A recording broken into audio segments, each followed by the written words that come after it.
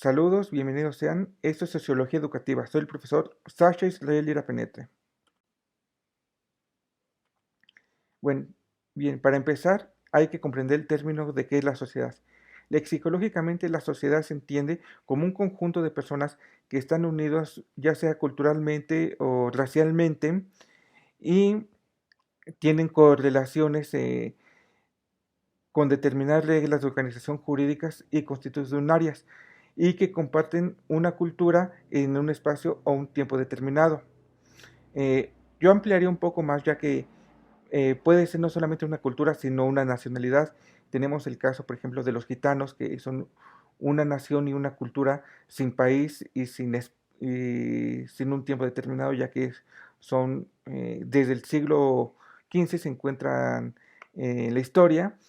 Y encontramos a los judíos que tampoco tienen, bueno, ahora ya tienen el Estado de Israel, pero en sí no tienen un Estado en Europa, no tienen un Estado en México, pero culturalmente son judíos y socialmente también son judíos. Entonces encontramos que no se necesita estar en un espacio determinado, sino que puede estar ligado solamente con ciertas reglas culturales, con ciertas leyes religiosas o jurídicas. Eh, Bien, en el principio el hombre, según Rousseau, no tenía un concepto de sociedad. Con el advenimiento de la razón, el hombre se hace social y la sociedad corrompe al hombre. La sociedad es un aspecto posicional de la cultura y la cultura es un aspecto dinámico de la estructura social. Es decir, la cultura y la sociedad van de la mano. Mientras que hay una cultura, hay una sociedad. La cultura crea la sociedad y la sociedad modifica la cultura. Son simbióticas. Es decir, eh, que si no hay una, no hay otra. Ponemos de ejemplo el caso de los japoneses. En la cultura Edo había samuráis y se regía un estado social diferente. Actualmente ya no hay samuráis y se tiene una sociedad diferente, una sociedad laboral, una sociedad ya no imperial, sino más basada en qué puedes dar tú por los demás. Ya no es el samurái, lo es todo, ya es todos son más o menos iguales. Luego, ¿qué son los agentes civilizantes? Para que haya una civilización, haya una sociedad, debe haber ciertos agentes. Los principales agentes civilizantes tienen como objetivo implantar la sociedad en el ser humano, que son la familia, la religión, las escuelas. eh, Todo esto implanta en el individuo una cultura y como vemos la cultura da como resultado una sociedad. Para eh, Marx quería derrumbar el Estado burgués. Entonces para derrumbar el Estado burgués tiene que derrumbar a la familia y a la religión. Se entiende que la familia y la religión son el opio del pueblo. Bien, los agentes civilizatorios se dividen en superestructura de la sociedad. Hay dos superestructuras que ahorita vamos a ver. Eso de la superestructura lo acuña Marx, es un concepto marxista. Eh, los acuña en primer orden, segundo orden y tercer orden. Ahorita pues nada más vamos a ver las dos superestructuras principales. La primera superestructura es la superestructura política, que es la nacionalidad, la religión y la legislativa. La segunda es la estructura ideológica. La superestructura ideológica se refiere a la religiosidad, a la nacionalidad, al chauvinismo. Podemos también meter aquí de grosso modo la ideología de clase, que es actualmente muy explotada por la cuarta transformación, la ideología de género, que está muy explotada por el feminismo. En eso también podemos encontrar la superestructura del trabajo y de la propiedad de Rousseau. Sin embargo, esto lo rebate en su momento Marx y Engels, ya que para ellos esto es un agente no civilizatorio, sino evolucionista. Engels crea un libro, un pequeño panfletito que se llama eh, El papel del trabajo en la evolución de la mano del hombre, en el cual plantea que para que el hombre se haga hombre o que la humanidad obtenga su humanidad, necesita trabajar, que la construcción de herramientas hace que el hombre pueda convertirse de un simio en hombre. Básicamente contradicen a Rousseau. Rousseau y Marx se contradicen en algunas cosas, pero en otras cosas están muy cercanos. La principal contradicción es el pensamiento de Rousseau de que el hombre es un ente natural que es corrupto por la sociedad. Marx establece que el hombre es un ente que se quiere diferenciar de su naturaleza y su forma de diferenciarse de otros entes naturales es por medio del trabajo y de la sociedad. Entonces aquí encontramos la primera diferencia entre el marxismo y Rousseau. Sin embargo, es algo muy importante, pero a su vez es muy complementario. Lo siguiente para entender esa materia es entender qué es la sociología. La sociología es un concepto acuñado por Augusto Comte y proviene de societas y logos. Logos en griego significa trabajo, trabajo, estudio, tratado, y societas es sociedad. Este concepto es un barbarismo. ¿Qué es un barbarismo? Un barbarismo lexicológicamente o lingüísticamente hablando se refiere a una palabra compuesta por una base y un sufijo de diferentes lenguas. Aquí la base es societas, que es latina, y el sufijo es logos, que es griego, no son de la misma lengua y por tanto esta palabra no debería existir, pero existe. Es un barbarismo. En otras palabras, la sociología es el estudio de la convivencia humana. Comte lo diría que son las correlaciones que establecen entre los hombres. Esto es muy importante entender que una correlación es no simplemente la convivencia, sino cómo conviven, los factores que utilizan para convivir. Para continuar con la sociología, hay que saber si la sociología es o no es una ciencia. Para entender si eso no es una ciencia, tenemos que entender que las ciencias tienen que cumplir con tres principales características. Primero, tienen que ser un conjunto de conocimientos que provengan de la observación, tienen que ser repetibles, es decir, que uno puede ver en China una cosa y en Japón y en México la misma cosa y tienen que ser repetibles los fenómenos. Si ya no son repetibles los fenómenos, ya no es una ciencia. Por lo que sigue es que deben ser universales y tienen que tener pretensión de ser válidas. Si no pretenden ser válidas y no son universales, no pueden ser una ciencia. ¿A qué me refiero con que deben pretender ser válidas y esto se refiere a que pretenden ser verdaderas, a que sus conocimientos no se basen en una mentira y deben ser universales, es decir, que sus conocimientos son aplicables en todo momento y en todo lugar. Y como tercer punto, deben tener conocimientos generales, es decir, que van de lo particular a lo general, de un fenómeno particular a un fenómeno más grande, a un fenómeno más general. Es decir, puede ser, no sé, se me ocurre que una partícula A circula a una partícula B, entonces vemos si otras partículas A en general circulan a través de otras partículas B. Si es repetible y es universal y es generalizado, es una ciencia. La respuesta es, si la sociología es o no es una ciencia, la respuesta es un rotundo sí, ya que la sociología está constituida por un conjunto de conocimientos basados en la observación.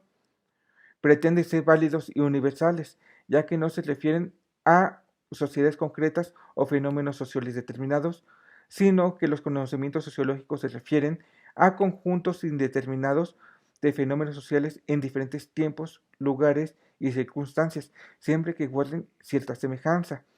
Esto es, como yo les decía, se repiten en todos lugares. En China, por ejemplo, vemos cómo el imperio sube y luego cae. En Japón vemos un emperador caer y subir a otro. En México vemos al imperio maya subir y luego caer. Entonces vemos aquí unas circunstancias de fenómenos que se repiten. Si bien no son iguales, son repetibles y son generales. Vemos, por ejemplo, las guerras tienen un principio, un medio y un final. No pueden, no hay una guerra eterna, no hay una guerra que haya sido disparada de la nada, sino que empiezan con hostilidades, empiezan con declaraciones de guerra, empiezan, por ejemplo, con un asesinato, empiezan con diferentes circunstancias.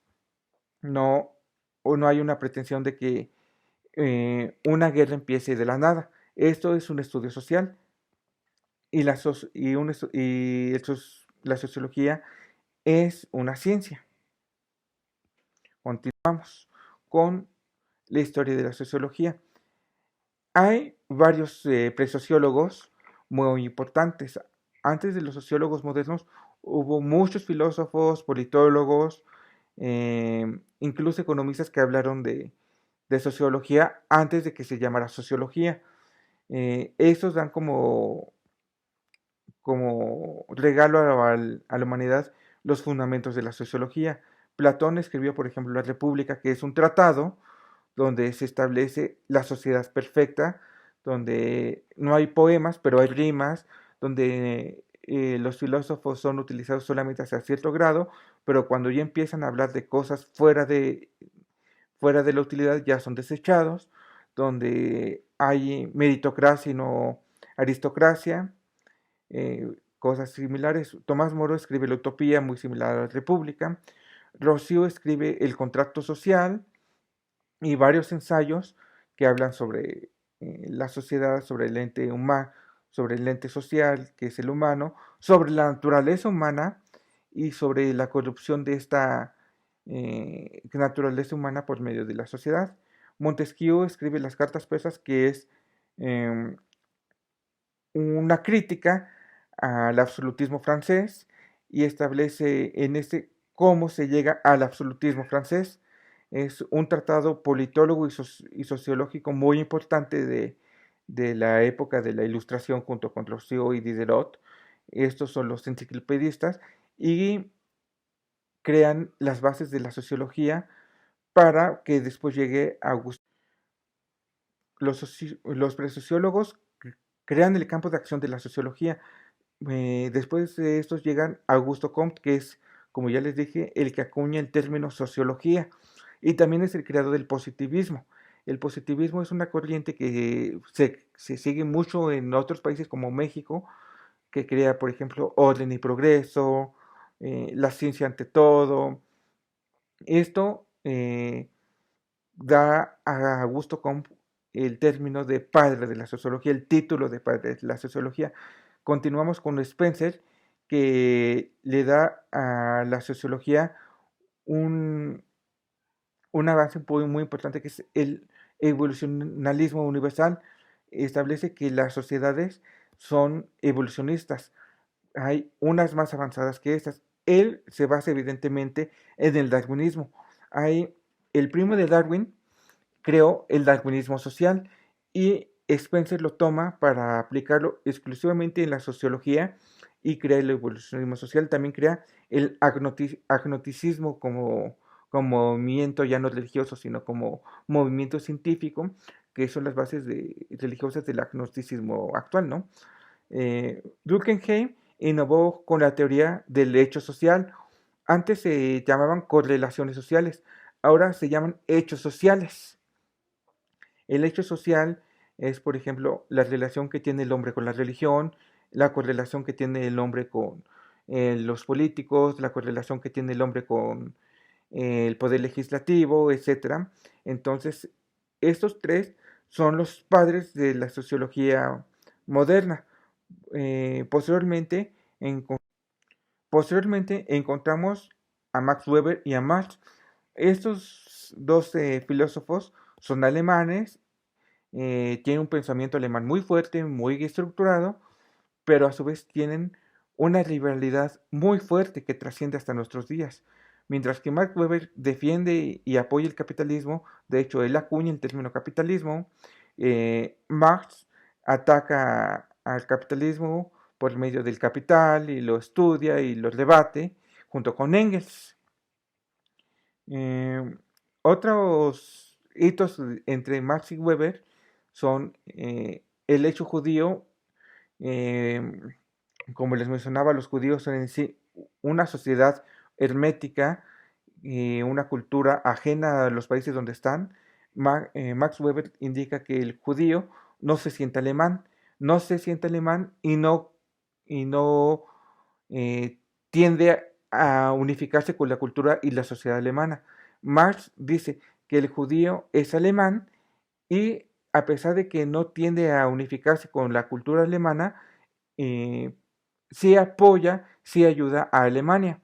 Eso posteriormente lo encontraremos en un conflicto muy fuerte que es la Segunda Guerra Mundial y el nazismo, que toma muchas cuestiones de Max Weber y podemos ver aquí en el nacionalsocialismo y en la Alemania de la Segunda Guerra Mundial cómo se va arrastrando esto del evolucionismo social a en la perfecta hecatombe que se hizo en la Segunda Guerra Mundial, creyendo que son una sociedad más avanzada, más evolucionada. Como vemos, podemos entrelazar todo lo que encontramos entre los sociólogos, entre las teorías sociales, entre las teorías presociales, entre incluso Platón, que habla de una sociedad perfecta, que es muy tomada posteriormente por Adolfo Hitler en su libro Mi lucha. Eh, Podemos encontrar relaciones y correlaciones entre la sociología y la política, que es muy importante estudiar a posterior. La actualidad de la sociología la encontramos con Noam Chomsky, en mi opinión, el más representativo de los intelectuales actualmente vivos. Eh, Él es un lingüista, filósofo, sociólogo y activista de izquierda. De hecho, hace no mucho, en el 2018, vino a México, dio un discurso en CEU y se reunió con López Obrador. Él representa la oposición al régimen y a las perspectivas capitalistas globalizantes. Él es una nueva perspectiva de los estudios sociales. Él tiene muchas citas, muchos tratados, y uno de mis favoritos es: si no desarrollas una cultura democrática constante y viva, capaz de implicar a los candidatos, ellos no van a hacer las cosas por las que votaste. Apretar un botón y luego marcharte a casita no causará ninguna diferencia. Esto es una visión politóloga y socióloga de sociología muy importante, ya que se piensa que la democracia es solamente ir a votar eh, en casillas, dar una cruz en el partido que más les guste y no exigir y no pelear con los políticos por lo que ellos prometieron. Decir, ah, ok, ahora es presidente, ahora es diputado y ya hasta ahí yo ya lo apoyé. No, no solamente es apoyarlo durante campaña, sino que hay que presionarlos, hay que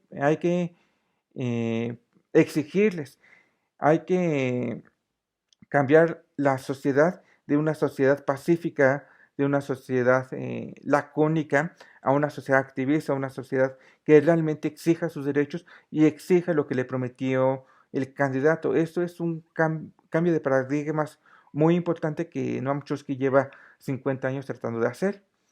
Pues bien, esto es básicamente lo que es la sociología, la conceptualización de la sociedad y una pequeña probadita de lo que es la historia de la sociología. Posteriormente podemos ver el desarrollo de las teorías sociológicas, Marx, Engels, las teorías trotskistas, las teorías leninistas, las teorías eh, de Durkheim, de Weber, las teorías estructuralistas, positivistas, funcionalistas, muy importantes en este caso, ya que actualmente no hay una nueva estructura social eh, que se dé a estudiar. Con la globalización se está tratando de hacer todo hegemónico para que ya no haya una diferencia entre cultura A y cultura B. Pues por mi parte sería todo. Muchas gracias por su atención.